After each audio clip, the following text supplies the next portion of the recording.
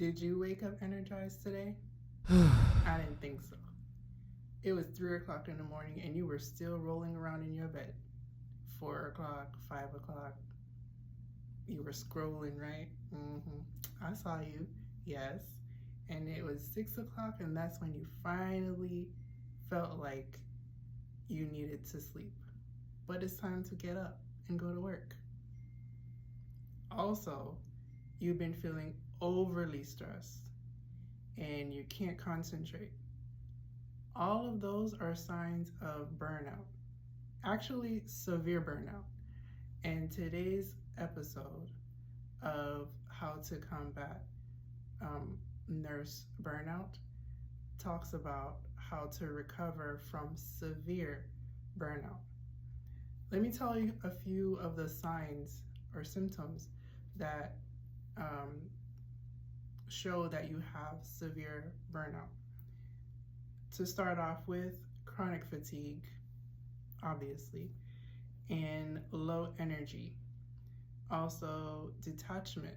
Maybe you were very close with a certain person or a certain thing that you enjoy doing, and all of a sudden it's separated. You don't feel that attachment or that desire anymore to do anything or to be with anyone. And you start being cynical. You start having negative attitudes or being pessimistic when you were always an optimistic person. You start having feelings of being trapped or helpless and overwhelmed. And also, your performance starts to diminish. Maybe you were an overachiever or you loved working hard at what you do, but all of a sudden it's like, it is what it is, I don't care. That's a big sign that the people that really know you for who you are, when they see that you make that change, that's something, that's a red flag right there. And difficulty concentrating. A lot of people attribute that to, oh, I don't sleep, I can't this, and da da da, and so I can't concentrate. Well, that's also a sign of burnout. Racing thoughts.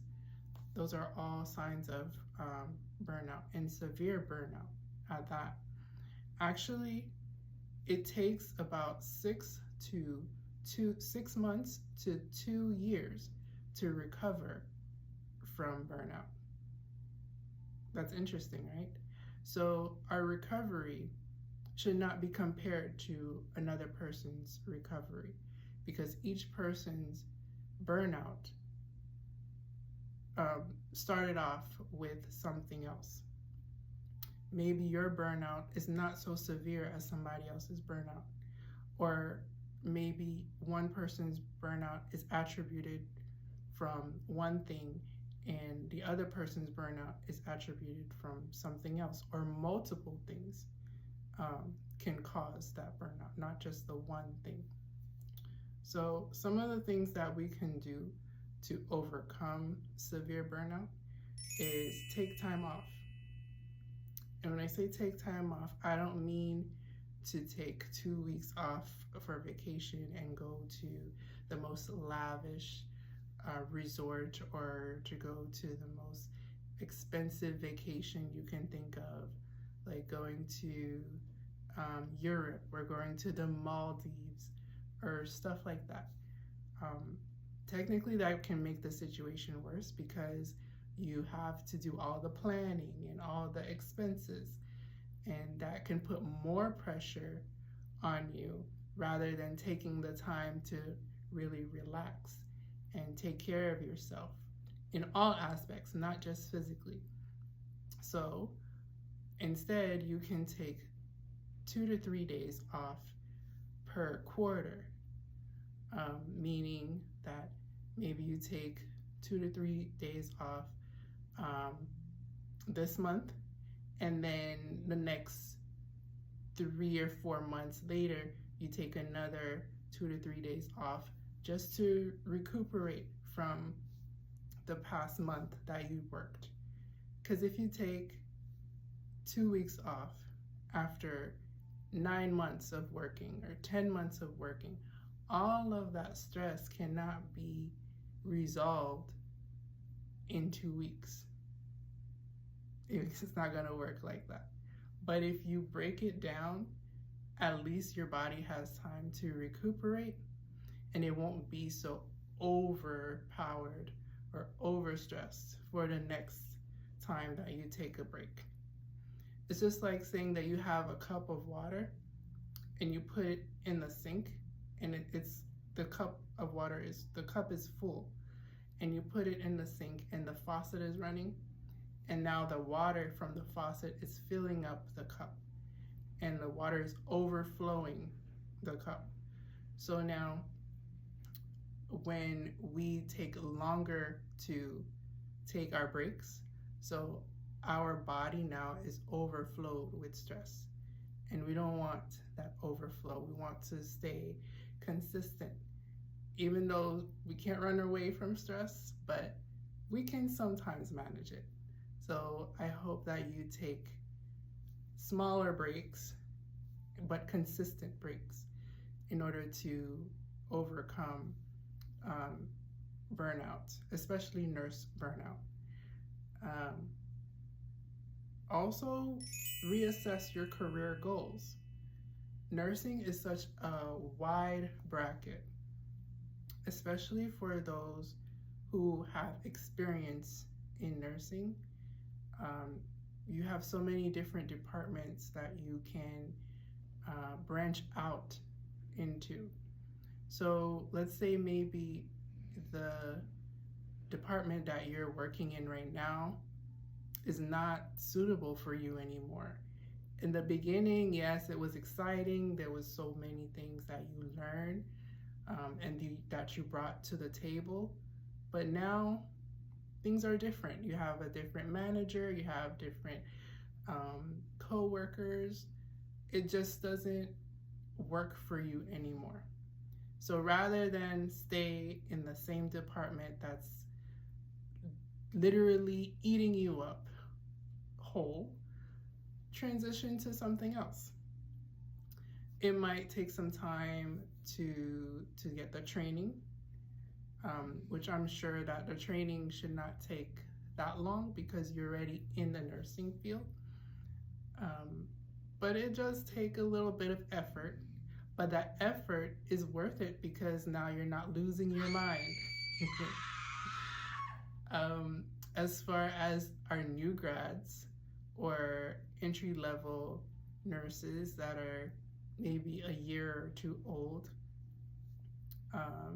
they might need to stay in bedside for some time to gain experience. And that can be daunting, a lot of stress, I understand that.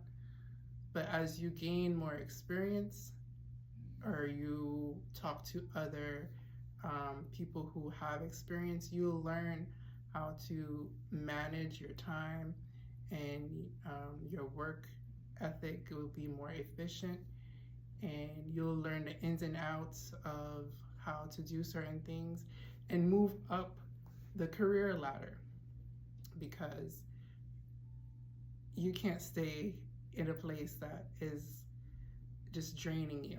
That's not fair to you or to the company.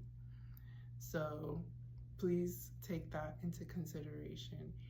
Even if it takes you a year to make the transition, make sure you do your research. Don't just jump the wagon and do something that you would later regret and cause you more stress that you already have. But rather ask questions, do your research. Maybe you have to go to another hospital to work, or maybe you need to do home visits, or there's so many different brackets in nursing, it's not even funny. Nursing is kind of like social work. The jobs are endless. Just do your research and find out the different professions, the different avenues in nursing that would be less stressful for you.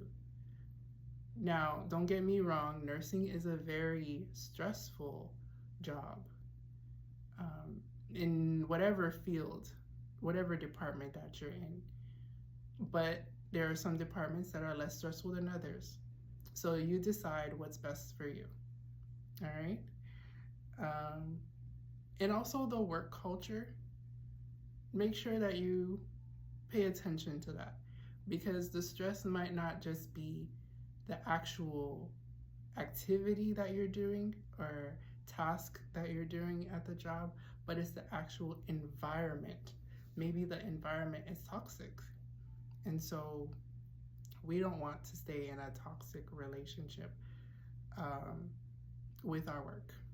No, it's not useful for us to stay in that type of environment just for the paycheck. I mean, we need to pay our bills, we need to eat, yeah, but there are other ways. That's not the only job available, I'm sure. Even with this economy, yeah, it's much wiser to keep your job, keep your day job, like honestly. But if it's killing you, it has to go. Okay, so it was so nice going over the different resources, the different things that we can do, or that you can do as a nurse to overcome burnout. And these suggestions are not just for nurses, but for anybody that may find it useful to them. So I hope that it was useful to you. Please remember to comment, share, and like. And stay tuned for other videos to come on other topics that may interest you. See you on the flip side.